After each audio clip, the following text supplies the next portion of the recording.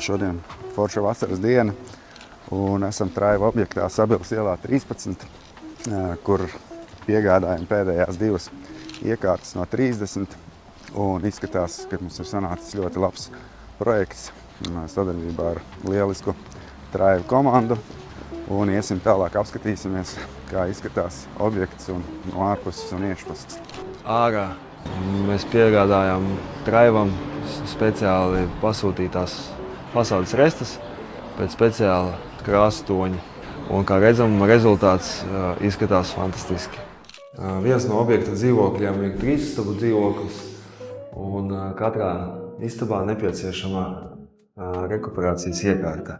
Ar 42 kubikmetriem stundā maksimālo plūsmu, filtrācija no putekšņiem, mitruma atgūšana.